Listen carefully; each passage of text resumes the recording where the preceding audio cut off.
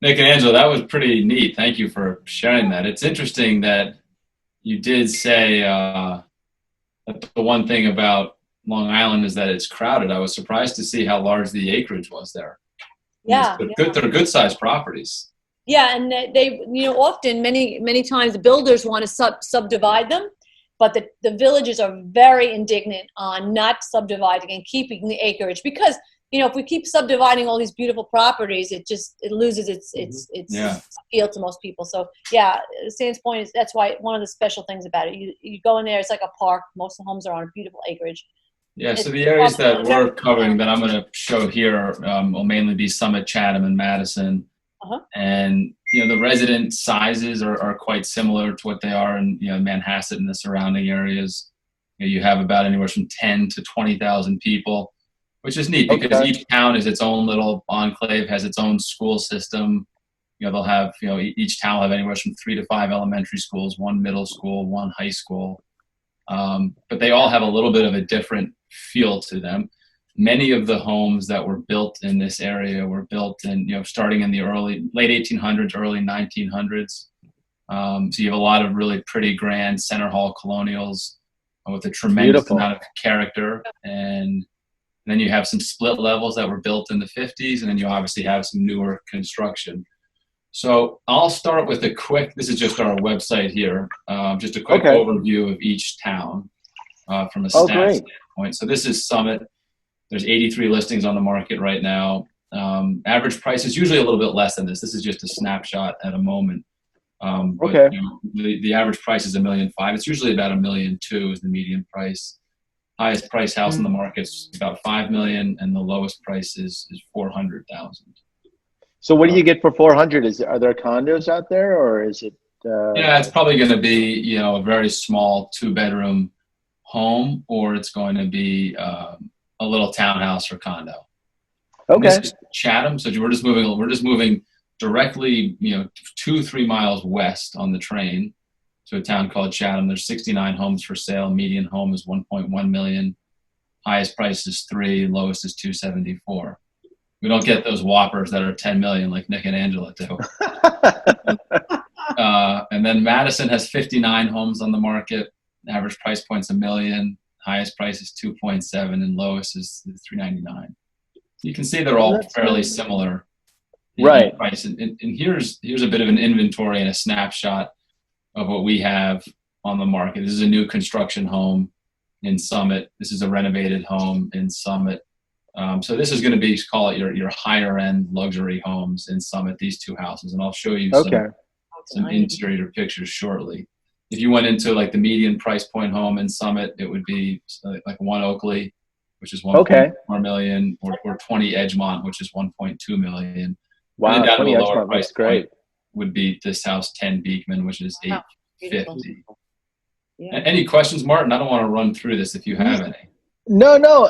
These are all good questions. So I had a couple things. So, how much? Kind of going back. Well, is this new? Is this one new construction? Yeah, this is a renovated home. Okay. It's the kitchen where people. Like to see stuff. So yeah, Yeah. just scrolling through, like, on the lower price point homes, how much work does somebody have to do to it? Do you have to do new kitchens, or is it case by case, or how does that? What is it like? Yeah, so that's I think there's a lot of as a buyer, you're either the buyer that wants a home like this, right, that doesn't need any Mm-hmm. work, or a newer construction home in Chatham, or maybe you want a house that needs a little bit of work to it. We can use this home as an example, and if you were to look at a bathroom like this, this is, you'd call this a little bit dated, and somebody may come in and say, I'd want to fix that up, and I would say that would cost anywhere from $10,000 to $15,000 to renovate. Okay. So people are definitely willing to come into some of these older houses and renovate the homes. But usually you'd see somebody buying a house anywhere from 600 to 1.2 million, and then putting 100 up to $500,000 into the house to renovate them, and to take an older home. That's what this was, taking an older brick, really charming center hall colonial, and updating the bones of it on the interior.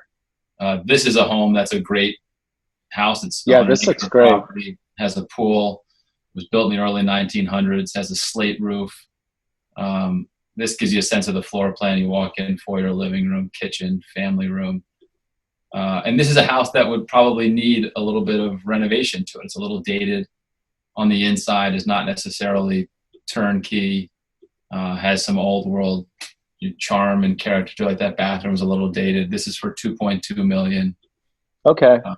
This is the kitchen, dark wood cabinets. Many people want the white, a knotty pine den. Somebody may not, like that, but this would be considered slightly dated, and people have seen this home with the idea of potentially renovating it. Right. Although, having said that, this is all perfectly livable, right? So absolutely. Yeah. I mean, look at that carrot. Look how pretty that is, right? It's gorgeous. And you can't replicate that in new construction, or it's very hard to do. This is the shot from the front. Wow. So, and that's kind of a nice value proposition. Move in now, enjoy the space. Knotty pine, if it bothers you, paint it, and then do something else later. Why don't you go ahead. What were you going to do next on this? No, please, Martin. You tell me what you so want me to so do. why don't you show us your favorite, I don't know, what was your favorite starter home that you have here? What would be something good to go through on that? Yeah, this is a great this is in Summit. This is 849. It's 4 beds, 2.5 baths. It's on 0.15 acres. It's a 2-car detached garage. Okay. Really, really pretty home. You walk into this large living room, the dining room. This right here, there's a little office right here. Oh, very nice. Another little den on the other side. So there's definitely good space on the first floor. A home like this does not have central air conditioning. You can see the radiators here. You could add central air conditioning. It would cost about $20,000 to put into the home. But this is a great starter home. I mean, you're on a quiet street. You're right next to one of the primary schools. You can see this kitchen looks great, and this is only. It looks pretty move-in, right? Am I missing something? Did you do magic photography here, or? Well, of course, yeah. We kind of make it look good online. Virtual staging. We'll talk about that another time. I'll tell you what's actually interesting, because there was a tenant in here, and it's amazing how awesome this tenant was in cooperating with us and allowing us to take these great pictures while they were in there. But yeah, this is a great example of a starter home. I mean, it's definitely tight, but it was 3 beds on the second floor. And what's neat about these towns is you really get, let me go back to the front. There's just some acuteness to this, and the charm and the character to, the stairs and, the whole feeling. It's got nice, 9-foot ceilings in here. And this was built in the early 1900s. Oh, great. And then maybe give us your favorite. And what's the square footage on that one more time? Was that? It's probably about 2,000 square feet. Mark. Okay, that's sizable home. What's probably your favorite midpoint, anywhere from the 1.5 to 2.5? I think this one's pretty neat. So this is in Summit, 7 Woodmere. I mean, it's just a beautiful house from the street. Beautiful. And it has a pool here. There's a pond over here that's not shown in this picture. Great side yard. So this is, I'll pull up this is 5 beds, 4 full and 2 half baths over half an acre. And this is $2.2 million. It was built in the early 1900s again. It was built in 1937. I like that. This it's just so, I mean, the charm and the character that you get in these houses, like this, this casing right here. Is very pretty. It's a nice the kitchen's probably 15 or 20 years old, but it is very much move-in ready and highly functional. Yeah, I mean, the cabinets, did you guys do concierge to paint the cabinets white, or were they? We thought about it. Thankfully, these the sellers were willing to do it. But this is a great office. I mean, look at this home office overlooking the pool, and there's a pond over here. That's the COVID office right there. That's right. The master bath, the basement.